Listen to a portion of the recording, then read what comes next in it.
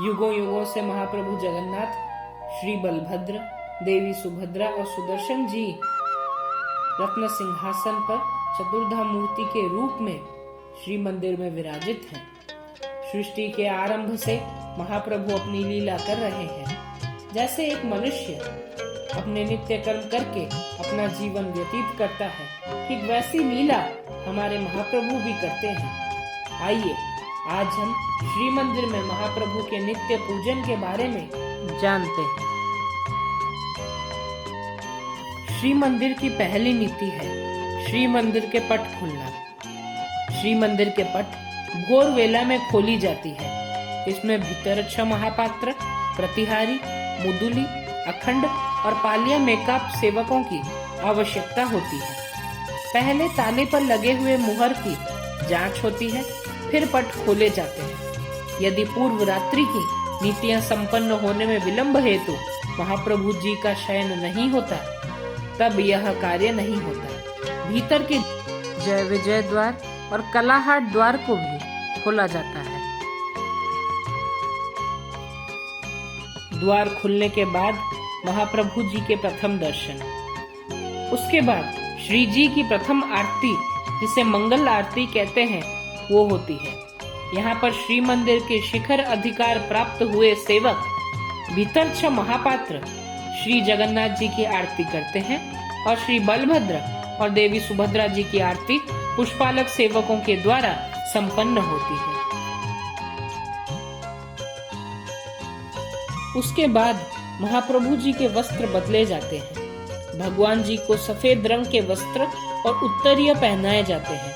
यह इस कारण होता है क्योंकि महाप्रभु यह वस्त्र पहनकर अपने नित्य कर्म यथा दंत मार्जन, जिह्वा मार्जन, शौच कर्म और स्नान करते हैं।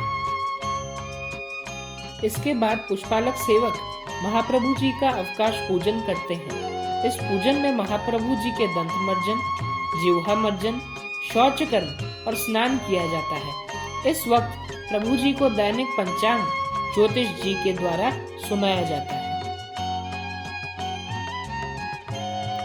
उसके बाद प्रभु जी को मनोरम वस्त्र और पुष्पों से सज्जित किया जाता है। यह कार्य पुष्पालक सेवक गण करते हैं। इस भीतर महाप्रभु जी के दर्शन आरंभ हो जाते हैं। उस भीतर श्री मंदिर के रसोई में पूजा पंडा महोदय के द्वारा एक हवन का कार्य होता है। उसके बाद महाप्रसाद बनाने की प्रक्रिया आरंभ होती है।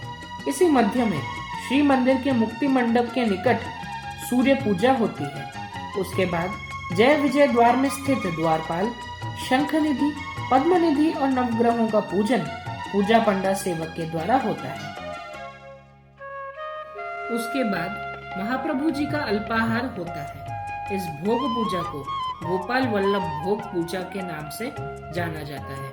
पूजा पंडागण इस भोग को पंचोपचार पूजा के माध्यम से अर्पण करते हैं। इस भोग में फल, खोया, नारियल इत्यादि का भोग लगता है।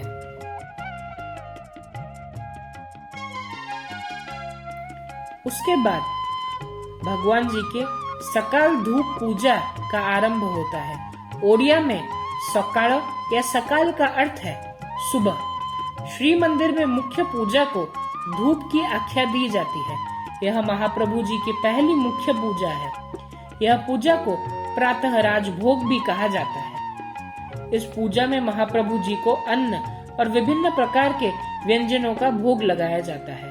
इस पूजन का कार्य पूजा पंडा महाशय षोडशोपचार पूजन के माध्यम से संपन्न करते हैं। उसके बाद महाप्रभु जी को पुनः श्रृंगार किया जाता है। श्री मंदिर के भोग मंडप में भगवान जी को भोग लगाया जाता है। यह कार्य श्री क्षेत्र के मठों को महाप्रसाद देने हेतु और भक्तों में महाप्रसाद की बिक्री के लिए किया जाता है। यहाँ पूजा पंडा पंचोपचार पूजन से भगवान जी को भोग लगाते हैं। यह पूजन महाप्रसाद की आवश्यकता के अनुसार होती है। कई बार दिन में 2 से 3 बार भोग मंडप पूजन होता है। इस पूजन के समय में भक्तों को दर्शन के लिए वर्जित किया जाता है। पूजन के बाद भक्तों को दर्शन के लिए फिर से छोड़ा जाता है। भोग मंडप के बाद मध्याह्न धूप पूजा होती है।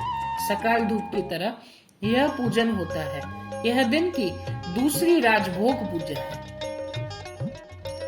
उसके बाद भगवान जी के विश्राम होने का एक विधान है, किंतु इस समय तक सारी नीतियां के समापन में विलंब होता है, इसलिए यह नीति नहीं हो पाती।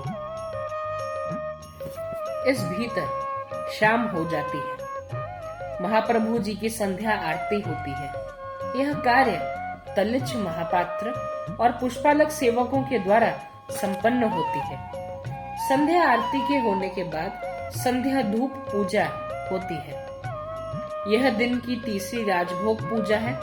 लगभग सकाल धूप और मध्याह्न धूप की तरह यह पूजा भी होती है। इस पूजा में भगवान जी को सुगंधित पखाल और विभिन्न प्रकार के मिष्ठानों का भोग लगता है। संध्या धूप पूजा के बाद महाप्रभु जी को गीत गोविंद पट्ट वस्त्र पहनाए जाते हैं। उसके बाद पुष्पालक गण महाप्रभु के श्रीअंग में चंदन लगाते हैं।